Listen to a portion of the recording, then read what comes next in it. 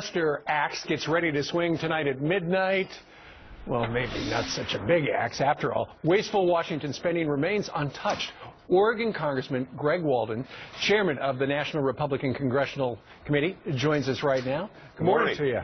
Why aren't you down in Washington? The big leaders are going to meet today in about an hour and 12 minutes. Isn't that the amazing thing? The president's never-ending campaign came to an abrupt end today, so we can meet with congressional leaders. The sequester is supposed to tonight. Right. And by the way, we're talking, what, 2% of overall federal spending? Right. We can't sustain this. And really, it's a decrease in the increase. Yeah. We were supposed to spend that much money. Next year, it'll be like that much money. I think you overstated it. And the federal government's going to have more revenue next year than this year. Right. And it's going to spend more money than it did this year. Look, for the next generation, if we can't get this under control and do away with some of the wasteful, stupid Washington spending, the next generation's doomed, and so's our economy. Did you say wasteful spending? Because if you did, I want to show folks at home, this is what our government is spending money on. As you can see, almost $700,000 on a climate change musical. Instead of, we spent money on that instead. They're freeing up the illegal aliens and turning them loose before the sequester even takes place. Here's another one. Our federal government spent $325,000 creating a robotic squirrel, and instead, Congressman, what are they doing? They're cutting Medicare. Oh. I mean, if you think it's a squirrel looking for a nut in Washington, they're now inventing robotic squirrels to do it at your expense. Your expense. Oh, I know it.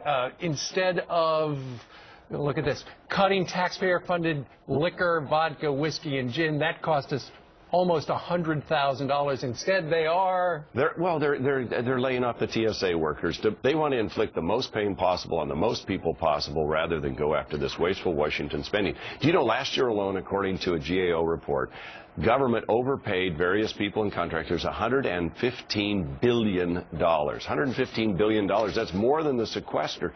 This could be resolved and managed. Having been a small business owner for 22 years, there's a way to do this. I think the White House is worried, Congressman, that if people see that a little 2% cut in federal spending is possible without a catastrophe, the people of America might realize that we don't need a government as big as it's growing. And yet this administration wants a bigger government. Yep. It wants higher taxes, and yet it hasn't even submitted its own budget. 4 years, President's not submitted a budget on time. This is the next year. It's supposed to be on February 4th. Here it's almost 4th of March. And they say, well, maybe middle of March we'll have a budget. Come on, get off the plane. You know, if you just grounded Air Force One, you'd save about $180,000 an hour. How many TSA workers wouldn't have to be furloughed if you just didn't go on the never-ending campaign?